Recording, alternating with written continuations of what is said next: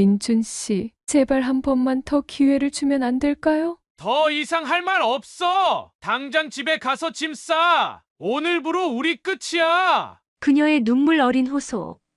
그리고 그의 싸늘한 마지막 말. 성공한 건축가인 그는 25년 결혼 생활의 민낯과 마주했습니다. 겉보기엔 완벽했던 아내의 이중 생활, 그리고 그 뒤에 숨겨진 충격적인 진실이 서서히 드러나는데, 가장 가까운 사람에게 당한 배신은 과연 어떤 상처를 남겼을까요? 오늘 그 숨막히는 이야기가 시작됩니다. 빗줄기가 창문을 두드리는 오후였습니다. 깊은 생각에 잠겨있던 저는 문이 열리는 소리에 고개를 들었습니다. 우산을 접으며 들어선 남성은 단정했지만 그의 얼굴에는 깊은 고뇌와 불안감이 뚜렷하게 새겨져 있었습니다. 50대 후반으로 보이는 그는 사회적으로 상당한 성공을 이룬 듯한 기품을 풍겼지만 그 눈빛에는 설명할 수 없는 어둠이 드리워져 있었죠. 예약했던 민준이라고 합니다. 그가 천천히 입을 열었습니다. 그의 목소리에는 미세한 떨림이 묻어 있었습니다. 저는 그를 안내하며 자리에 앉도록 권했습니다. 따뜻한 차를 내어주자 민준 씨는 떨리는 손으로 찻잔을 감쌌습니다. 사무실 안에는 빗소리 외에 무거운 침묵만이 감돌았습니다. 그는 한동안 말을 고르는 듯 깊은 한숨을 쉬었습니다. 어떤 일로 저희를 찾아주셨는지 편하게 말씀해 주시겠어요? 제 물음에 그는 마침내 억눌렀던 이야기를 시작했습니다. 제 아내 이야기입니다. 지수 씨. 25년 동안 함께 살았습니다. 주변에서는 저희 부부를 보면 다들 부러워했죠. 저도 그렇게 믿었습니다. 부족함 없이 살았고 서로 존중하며 가정을 꾸려왔다고 생각했습니다. 그는 잠시 말을 멈추고 먼 곳을 응시했습니다.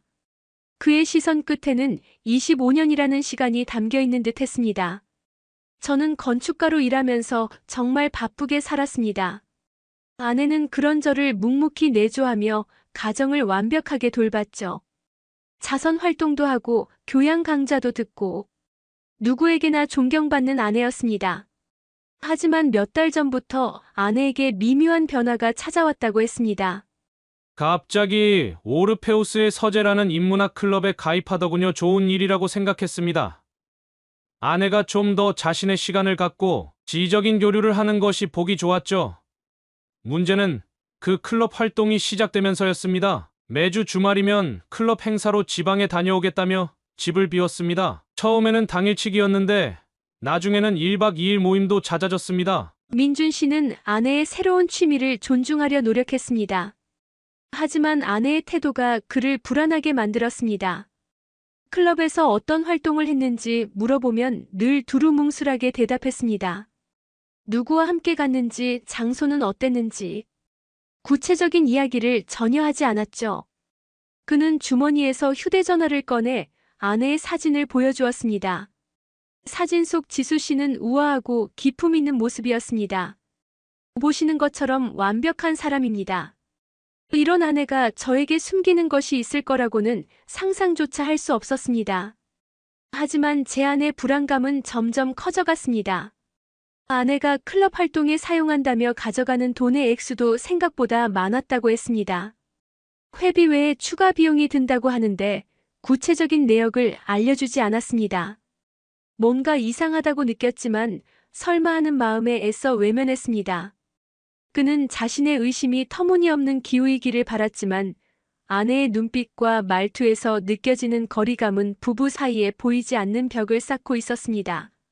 가장 가까운 사람인데 갑자기 낯설게 느껴지더군요. 마치 제가 모르는 다른 삶을 살고 있는 것 같았습니다. 결국 그는 진실을 확인하기 위해 이곳까지 찾아온 것입니다.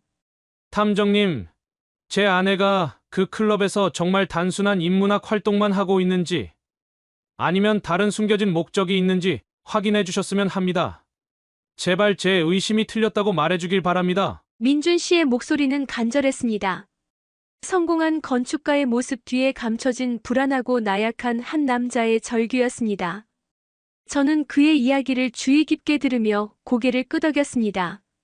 그의 의뢰를 수락하는 순간 저는 앞으로 밝혀질 진실이 그의 삶에 어떤 파장을 일으킬지 가늠조차 할 수 없었습니다. 이 완벽해 보이는 가정에 드리워진 그림자의 실체는 과연 무엇일까요? 저희는 이 베일에 쌓인 오르페우스의 서재와 그 속에 숨겨진 아내의 진실을 파헤치기로 결심했습니다. 민준 씨의 의뢰를 받고 저희는 곧바로 아내 지수 씨에 대한 조사를 시작했습니다. 먼저 그녀의 평일 일과를 관찰했습니다. 이른 아침부터 저녁까지 그녀는 남편의 말대로 완벽한 아내의 역할을 수행했습니다. 고급 주택가에 위치한 자택에서 나와 단정하게 차려입고 자선단체 모임에 참석하거나 백화점 문화센터에서 진행되는 교양 강좌를 듣는 모습이 포착되었습니다. 점심은 주로 지인들과 약속을 잡거나 혼자 간단히 해결했으며 오후에는 집안일을 하거나 개인적인 용무를 처리하는 등 흐트러짐 없는 일상을 보냈습니다. 마트에서 꼼꼼하게 장을 보고 저녁 식사 준비를 하는 모습은 영락없는 현모양처 그 자체였습니다. 탐정님, 지수 씨의 평일은 정말 완벽하네요. 의심할 만한 구석이 전혀 없습니다. 함께 조사하던 정 실장이 말했습니다. 저 역시 같은 생각이었습니다. 평일의 지수 씨는 민준 씨가 설명한 존경받는 아내의 모습 그대로였습니다. 그녀의 일상에는 그림자조차 찾아보기 어려웠죠. 이런 완벽한 모습 뒤에 과연 민준 씨의 불안처럼 다른 무언가가 숨겨져 있을지 의문이 들 정도였습니다. 하지만 의뢰인의 직감은 무시할 수 없기에 저희는 다음 단계인 오르페우스의 서재 클럽에 대한 정보 수집에 착수했습니다.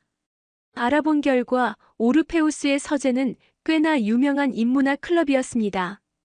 회원 수가 많지는 않았지만 사회적으로 지위가 있거나 재력이 있는 사람들이 주로 참여하는 것으로 알려져 있었죠. 특히 엘더 한이라는 인물이 클럽을 이끌고 있다는 정보도 얻었습니다. 그는 인문학 분야에서 명망이 높고 영향력이 있는 인물로 알려져 있었으며 클럽 회원들 사이에서는 거의 숭배에 가까운 존경을 받고 있다고 했습니다. 하지만 클럽에 대한 상세 정보를 얻는 것은 생각보다 어려웠습니다. 회원 명단은 물론 구체적인 활동 계획이나 모임 장소조차 외부에 거의 공개되지 않는 폐쇄적인 성격의 모임이었습니다. 웹사이트는 기본적인 소개만 있을 뿐 내부 활동에 대한 정보는 전혀 없었고 연락처를 통해 문의해도 극도로 제한적인 정보만을 제공받을 수 있었습니다. 회원 자격도 까다롭고 추천제로만 가입이 가능한가 봐요. 정보가 너무 없는데요? 정 실장이 난감해했습니다. 일반적인 동호회와 달리 이 클럽은 철저하게 베일에 쌓여 있었습니다. 이런 폐쇄성이 오히려 저희의 의심을 증폭시켰죠. 왜 이렇게까지 비밀스럽게 운영되는 걸까? 단순한 인문학 모임이라면 굳이 이렇게까지 정보를 숨길 필요가 없을 텐데 말입니다.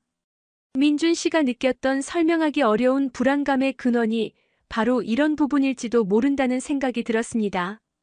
저희는 지수 씨가 다음 클럽 행사에 참여하는 날짜와 장소를 파악하는 데 주력했습니다. 다행히 지수 씨의 일정표나 휴대폰 기록 일부를 통해 다음 클럽 모임이 며칠 뒤 지방의 한 고택에서 1박 2일로 열린다는 정보를 입수할 수 있었습니다. 이제 평일의 완벽함 뒤에 숨겨진 주말의 진실을 확인할 시간이 다가오고 있었습니다. 과연 오르페우스의 서재는 순수한 지적 탐구의 장일까요? 아니면 민준 씨의 불길한 예감처럼 다른 목적을 가진 곳일까요? 저희는 다가오는 주말, 그 의문의 고택으로 향할 준비를 했습니다. 드디어 지수 씨가 오르페우스의 서재 클럽 행사에 참여하는 주말이 되었습니다.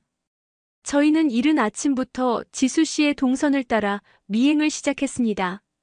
약속된 장소에 도착하자 지수 씨는 이미 다른 클럽 회원 몇몇과 함께 있었습니다. 모두 지적이고 우아한 분위기를 풍기는 사람들이었습니다. 그들은 준비된 고급 승합차에 함께 탑승했고 저희는 적당한 거리를 유지하며 뒤를 따랐습니다. 버스는 2시간여를 달려 목적지에 도착했습니다. 고즈넉한 분위기의 한옥 고택이었습니다. 주변은 한적했고 외부인의 출입이 엄격히 통제되는 것처럼 보였습니다. 클럽 회원들은 차에서 내려 서로 인사를 나누며 고택 안으로 들어갔습니다. 지수 씨는 밝은 표정으로 다른 회원들과 이야기를 나누며 자연스럽게 무리에 섞여 있었습니다. 그녀의 모습에서는 평소와 다름없는 우아함과 여유가 느껴졌죠. 저희는 고택 주변에 은밀하게 잠복하며 클럽 활동을 관찰했습니다. 낮 동안에는 고택 마당이나 넓은 응접실에서 인문학 강좌가 열리는 듯 했습니다. 강사가 열띤 강연을 하고 회원들이 집중하며 듣거나 질문하는 모습이 멀리서나마 관찰되었습니다. 저녁에는 만찬이 열리는 것 같았고 밤늦게까지 이어지는 대화 소리가 희미하게 들려왔습니다. 겉으로 보기에는 매우 정상적인 인문학 클럽 활동이었습니다. 지수 씨 역시 강좌에 참여하고 다른 회원들과 교류하는 모습이었습니다. 저희는 잠복 이틀 동안 특별히 의심할 만한 결정적인 장면을 포착하지 못했습니다. 클럽 회원들은 함께 모여 활동하고 함께 식사하며 밤을 보냈습니다.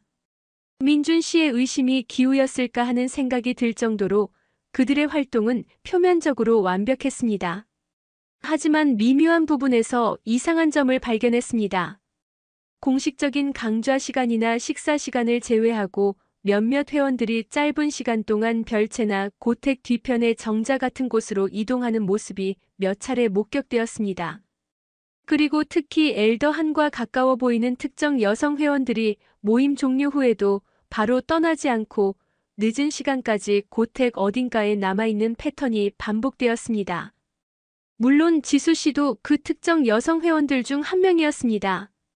이러한 움직임은 아주 짧고 자연스러웠기 때문에 단순한 휴식이나 사적인 대화로 보일 수도 있었습니다. 하지만 모든 회원들이 그러는 것이 아니라 특정 인물들만이 반복적으로 그런 행동을 한다는 점에서 저희의 주의를 끌었습니다. 마치 공식적인 클럽 활동 시간 외에 다른 목적을 위한 짧은 만남이 이루어지는 것처럼 보였습니다. 첫 번째 미행에서는 결정적인 증거를 잡지는 못했습니다. 지수 씨가 엘더 한과 은밀한 관계를 맺는 모습을 직접 목격한 것은 아니었죠. 하지만 특정 인물들 사이에서 일어나는 미묘한 패턴 변화는 분명 저희가 더 깊이 파고들어야 할 단서가 될 수 있다고 판단했습니다. 오르페우스의 서재는 겉모습처럼 순수하지만은 않을 수 있다는 직감이 강해졌습니다. 다음 조사부터는 이 특정 인물들의 움직임을 집중적으로 관찰하기로 계획을 세웠습니다. 첫 번째 클럽 행사 미행에서 얻은 단서는 특정 회원들의 수상한 움직임이었습니다. 저희는 그 회원들의 신원을 파악하고 그들 사이의 관계를 집중적으로 조사하기 시작했습니다. 그 과정에서 엘더 한 주변 인물들을 탐색하던 중 예상치 못한 인물에게서 연락을 받게 되었습니다. 그녀의 이름은 경희 씨였습니다. 그녀는 자신이 오르페우스의 서재의 전 회원이며 저희가 클럽에 대해 조사하고 있다는 사실을 알고 있다고 말했습니다. 경희 씨와의 만남은 저희에게 매우 중요한 전환점이었습니다. 그녀는 다소 흥분하고 격앙된 상태였지만 그 속에서 진실을 말하고 있다는 인상을 받았습니다. 경희 씨는 자신이 오르페우스의 서재에 큰 기대를 품고 가입했으나 실상은 겉으로 보이는 인문학 활동이 전부가 아니었다고 털어놓았습니다. 특히 엘더 한을 중심으로 돌아가는 클럽의 이면에 대해 상세히 이야기했습니다. 오르페우스의 서재는요. 겉으로는 고상한 척하지만 사실 엘더 한이 자신의 욕망을 채우는 장소예요. 특히 젊거나 매력적인 여성 회원들을요. 경희 씨는 떨리는 목소리로 말을 이어갔습니다.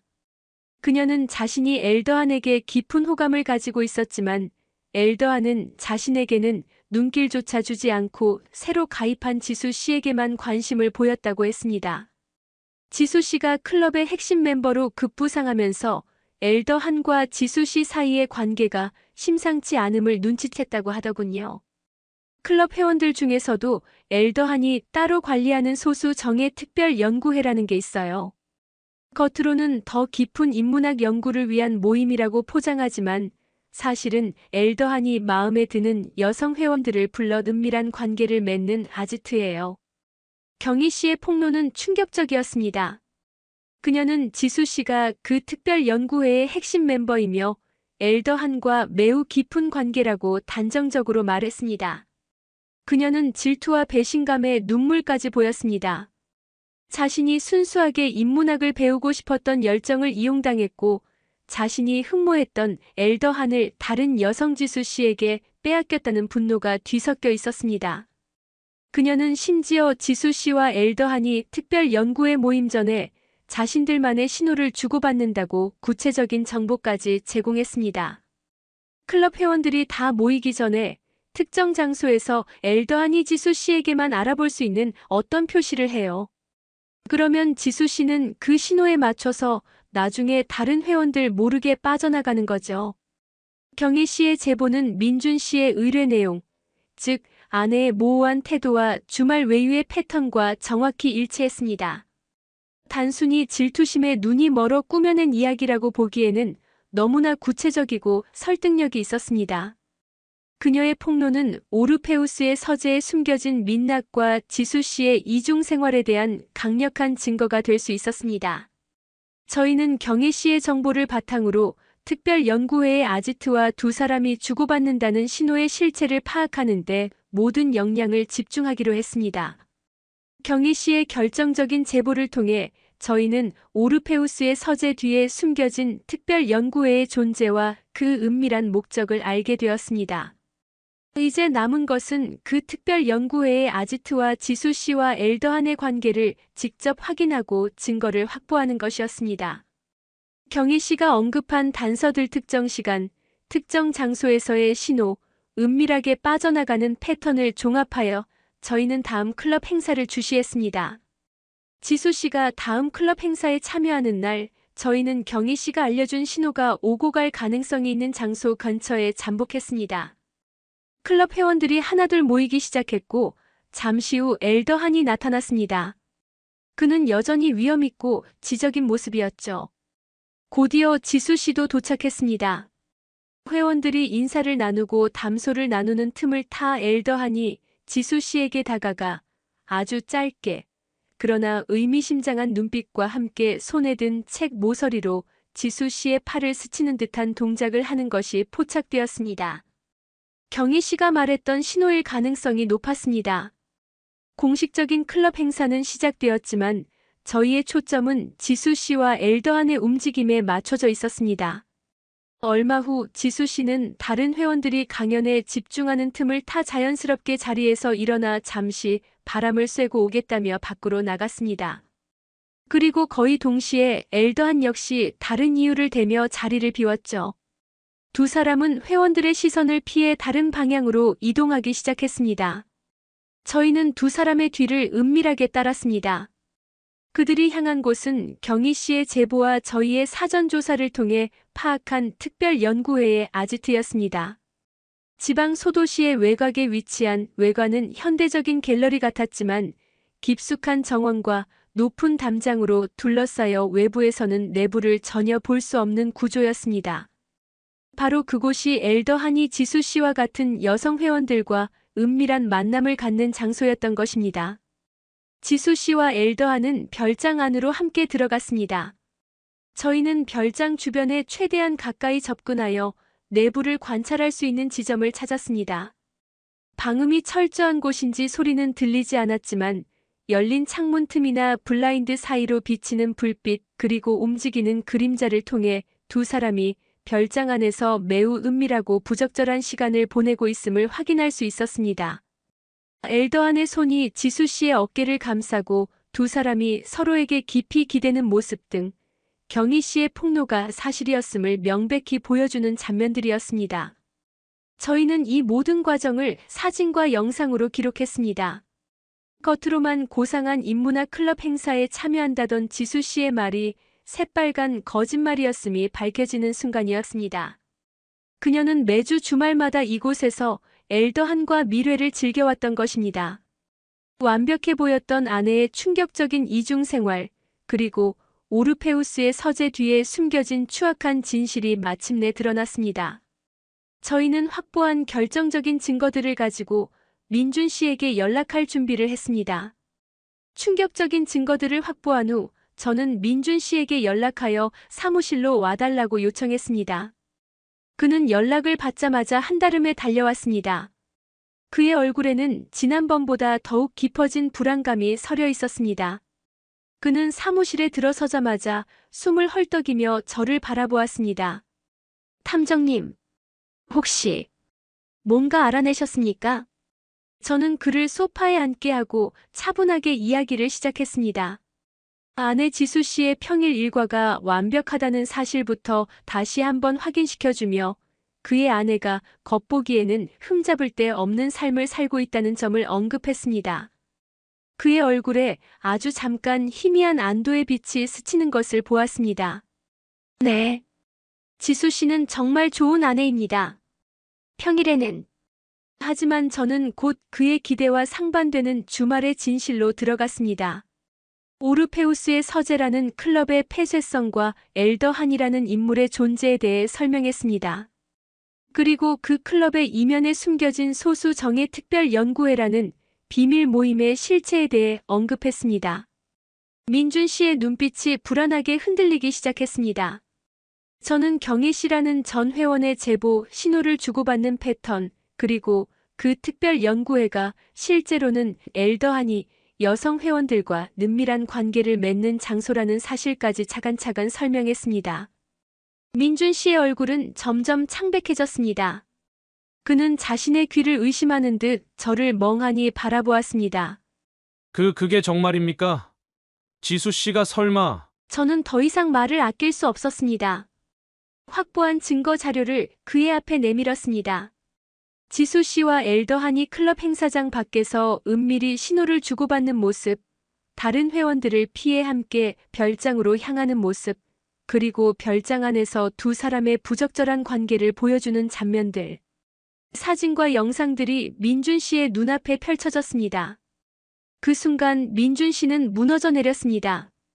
그의 손이 부들부들 떨리더니 이내 얼굴을 감싸쥐고 신음했습니다. 말도 안 돼, 이건 거짓말이야. 지수 씨가 내 아내가... 그의 목소리는 절규에 가까웠습니다. 25년 동안 함께 해온 아내의 충격적인 배신 앞에서 그는 자신이 쌓아 올린 삶의 기반이 송두리째 흔들리는 것을 느꼈습니다. 그는 오열했습니다. 겉으로는 완벽했던 가정이 사실은 아내의 은밀한 이중 생활 위에 위태롭게 서 있었음을 깨달은 고통이었습니다. 25년이라는 시간, 함께 나눈 수많은 순간들이 주마등처럼 스쳐 지나가는 듯 했습니다. 배신감, 분노, 그리고 깊은 상실감. 복잡한 감정들이 뒤섞여 그의 영혼을 핥히었습니다. 한참을 그렇게 울고 난 후 민준 씨는 천천히 고개를 들었습니다. 그의 눈은 충혈되어 있었지만 이전의 불안감 대신 차갑고 단단한 무언가가 깃들어 있었습니다. 믿고 싶지 않습니다. 하지만 증거가 이렇게 명확하니. 그는 숨을 고르며 말했습니다. 탐정님, 다음 주 그들이 만나는 날 저도 따라가겠습니다. 아지트라는 그 장소, 제 눈으로 직접 확인하고 싶습니다. 저는 잠시 망설였습니다. 의뢰인이 감정적으로 격해져 돌발 행동을 할 수도 있기 때문입니다. 하지만 그의 눈빛에서 느껴지는 강한 결의와 배신당한 남편으로서 진실의 현장을 직접 보고 싶어 하는 그의 절박함을 외면할 수 없었습니다. 알겠습니다, 민준 씨. 하지만 약속해 주십시오. 감정을 통제하고 저희의 안내에 따르시겠다고. 그는 고개를 끄덕였습니다. 네. 약속하겠습니다. 고맙습니다. 정말 고맙습니다. 그의 목소리는 여전히 슬픔에 잠겨 있었지만 진실을 마주하고 앞으로 나아가려는 단단한 의지가 느껴졌습니다. 다음 주 배신의 현장에서 마주할 진실의 순간은 과연 어떤 파국을 불러올까요? 마침내 지수 씨와 엘더한의 다음 만남이 예정된 날이 밝았습니다. 저희는 약속대로 민준 씨와 함께 이른 새벽부터 움직였습니다. 민준 씨는 밤새 한숨도 못 잔 듯 피곤한 기색이 역력했지만 그의 눈빛에는 긴장감과 함께 굳은 결의가 서려 있었습니다. 우리는 지수 씨와 엘더한의 아지트로 파악된 외곽의 고급 별장 근처로 향했습니다. 별장 주변에 도착한 저희는 민준 씨를 은밀한 장소에 대기시키고 저는 정 실장과 함께 별장 출입구를 주시할 수 있는 위치에 자리를 잡았습니다. 민준 씨는 차분한 표정으로 앉아 있었지만 그의 미세하게 떨리는 손은 그의 내면에서 일어나는 격렬한 감정을 보여주고 있었습니다. 그는 곧 자신의 아내의 배신이 이루어지는 바로 그 장소를 목격하게 될 참이었습니다. 예정된 시간이 되자 한 대의 고급 승용차가 별장 입구로 다가왔습니다. 차가 멈추고 문이 열리자 먼저 엘더한이 내렸습니다. 그리고 곧이어 지수 씨가 내렸습니다. 그녀는 이전과 다름없이 우아하고 기품 있는 모습이었습니다. 하지만 그녀의 얼굴에는 묘한 긴장감과 기대감이 엿보였습니다. 두 사람은 누가 볼세라 재빨리 서로에게 다가가 어깨에 살짝 손을 올리며 다정하게 별장 안으로 발걸음을 옮겼습니다. 숨어서 이 모습을 지켜보던 민준 씨의 몸이 크게 흔들리는 것을 느꼈습니다. 그는 손으로 입을 틀어막고 간신히 신음을 참아냈습니다. 25년 동안 자신의 아내라고 믿어왔던 사람이 자신의 눈앞에서 다른 남자와 함께 은밀한 장소로 들어가는 모습을 직접 목격하는 순간이었습니다. 그가 그토록 외면하고 싶었던 진실이 그의 눈앞에 적나라하게 펼쳐졌습니다. 그의 얼굴은 극도의 고통과 절망으로 일그러졌습니다. 민준 씨, 진정하세요. 저는 그의 어깨에 손을 얹었지만 그는 마치 얼어붙은 듯 아무런 반응도 보이지 않았습니다. 그의 눈에서는 이미 말없이 눈물이 흘러내리고 있었습니다. 충격과 배신감은 그의 이성을 마비시키는 듯 했습니다. 두 사람이 별장 안으로 사라진 후에도 민준 씨는 한동안 그 자리에서 움직이지 못했습니다. 그의 가슴에서는 뜨거운 무언가가 치밀어 오르는 듯 했습니다. 저는 그에게 충분한 시간을 주었습니다. 그리고 얼마 후 별장 안에서 나온 두 사람이 함께 별장 입구를 나서는 모습이 보였습니다. 그들은 마치 아무 일도 없었던 것처럼 평온한 표정이었습니다. 그 순간 민준 씨의 인내심은 한계에 다다른 듯 했습니다. 그는 벌떡 일어나 두 사람이 있는 쪽으로 걸어가기 시작했습니다. 저는 그의 뒤를 따랐습니다. 그의 걸음걸이에는 망설임이 없었지만 온몸에서 떨림이 느껴졌습니다. 지수 씨, 엘더한 씨. 민준 씨의 목소리에 두 사람은 걸음을 멈추고 깜짝 놀라 돌아보았습니다. 민준 씨를 발견한 지수 씨의 얼굴은 순식간에 새하얗게 질렸습니다. 엘더한 역시 당황한 기색을 감추지 못했습니다. 민준 씨, 당신이 어떻게 여기에? 지수 씨는 떨리는 목소리로 물었습니다. 민준 씨는 차갑게 그들을 바라보았습니다. 어떻게 여기에 오냐고? 당신이 매주 주말마다 뭘 했는지 확인하러 왔지. 이 더럽고 추악한 곳에서 당신이 그토록 열중했던 인문학 연구의 실체가 이거였나? 지수 씨는 눈물을 글썽이며 변명했습니다. 민준 씨, 오해예요. 이건 오늘이 처음이에요. 정말이에요. 거짓말 그만해. 민준 씨가 소리쳤습니다.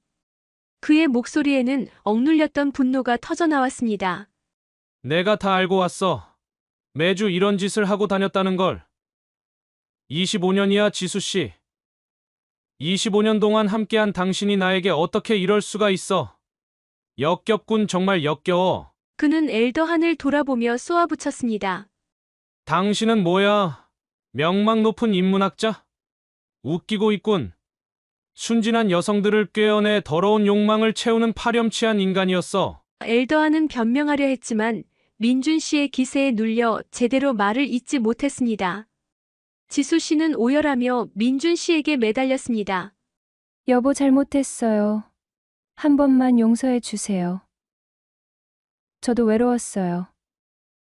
당신은 항상 일만 신경 쓰고 저한테 관심이 없었잖아요. 외로웠다고? 그래서 배신을 해? 내가 누굴 위해 그렇게 일만 했는데, 이 완벽한 가정을 지키기 위해, 당신을 위해. 그런데 돌아온 게 이거야? 당신의 외로움 때문에 내가 이렇게 처참한 기분을 느껴야 해? 당신 변명 듣고 당신을 이해해 줘야 하는 거냐고. 민준 씨의 절규는 아내의 변명을 단호히 잘라냈습니다. 그는 더 이상 지수 씨를 상대하고 싶지 않다는 듯 차갑게 돌아섰습니다. 그의 마지막 말이 허공에 메아리 쳤습니다. 더 이상 할 말 없어. 더 이상 당신 얼굴도 보기 싫어. 당장 집에 가서 당신 짐 싸. 오늘부로 우리 끝이야. 민준 씨는 뒤돌아 빠르게 걸어갔습니다. 지수 씨는 그의 뒷모습을 보며 주저앉아 오열했고 엘더하는 당황한 채 그 자리에 서 있었습니다. 저희는 민준 씨의 뒤를 따랐습니다. 배신이라는 잔인한 진실 앞에서 한때 완벽했던 부부의 관계는 그렇게 허무하게 파경을 맞았습니다. 민준 씨의 걸음걸이에는 깊은 상처와 고통이 느껴졌지만 동시에 무언가를 단호히 끝냈다는 해방감도 서려 있는 듯 했습니다. 파국적인 대면 이후 몇 달의 시간이 흘렀습니다. 민준 씨는 곧바로 이혼 소송을 진행했습니다. 지수 씨는 명백한 증거 앞에 더 이상 반박하지 못하고 불륜 사실을 인정했습니다. 이혼 절차는 비교적 빠르게 마무리되었습니다. 민준 씨는 또한 엘더한을 상대로 상간 소송을 제기했습니다. 엘더한은 자신의 명예가 실추될 것을 우려하여 사건을 조용히 마무리하려 했지만 법원은 저희가 확보한 증거와 민준 씨의 피해를 인정하여 엘더한에게 상당한 위자료를 지급하라는 판결을 내렸습니다. 소송이 모두 마무리된 후 민준 씨는 자신의 삶을 완전히 새롭게 재편하기 시작했습니다. 오랫동안 운영했던 건축 사무실을 정리하고 번잡한 도시 생활에 마침표를 찍었습니다. 그리고 오랜 꿈이었던 자연 속에서 살아가기로 결심했습니다. 아내와의 추억이 깃든 집과 공간을 뒤로하고 지방의 한적한 시골 마을에 터를 잡았습니다. 그곳에서 민준 씨는 직접 자신의 새로운 보금자리를 짓기 시작했습니다. 건축가로서 쌓아온 경륜을 오롯이 자신만을 위한 공간에 쏟아부었습니다. 집을 짓는 과정 자체가 그에게는 상처를 치유하고 새로운 삶을 설계하는 과정이었습니다. 처음에는 깊은 배신감과 상실감 때문에 힘든 시간을 보냈습니다. 홀로 남겨진 외로움이 그를 괴롭히기도 했죠. 하지만 시간이 지나면서 민준 씨는 자연 속에서 평화를 찾기 시작했습니다. 집 주변에 작은 텃밭을 가꾸고 뒷산에 오르며 흘러가는 구름과 변화하는 계절의 풍경을 눈에 담았습니다. 신선한 공기를 마시고 흙을 만지며 복잡했던 마음이 서서히 정화되는 것을 느꼈습니다. 건축가로서의 예민한 감각은 주변 자연의 아름다움에 반응하며 새로운 영감을 얻었습니다. 그는 작은 카메라를 사서 자연의 순간들을 기록하기 시작했습니다. 아이러니하게도 아내의 배신이 이루어졌던 야외 활동이라는 공간이 그에게는 치유와 새로운 행복을 주는 공간이 된 것입니다. 얼마 전 민준 씨에게서 연락이 왔습니다. 사무실에 들르고 싶다고 하더군요. 오랜만에 만난 민준 씨는 이전과는 확연히 다른 모습이었습니다. 얼굴에 드리워졌던 어둠은 사라지고 편안하고 잔잔한 미소가 떠올라 있었습니다. 그의 눈빛은 여전히 깊었지만 더 이상 불안이나 고통은 보이지 않았습니다. 탐정님 덕분에 새로운 삶을 찾았습니다. 그는 환한 미소를 지으며 자신이 직접 지은 집 사진, 가꾼 텃밭 사진, 그리고 주변 자연 풍경 사진들을 보여주었습니다. 그의 사진 속에는 평화와 고요함이 담겨 있었습니다. 처음에는 정말 죽고 싶을 만큼 힘들었습니다. 25년이라는 시간이 모두 부정당한 기분이었죠.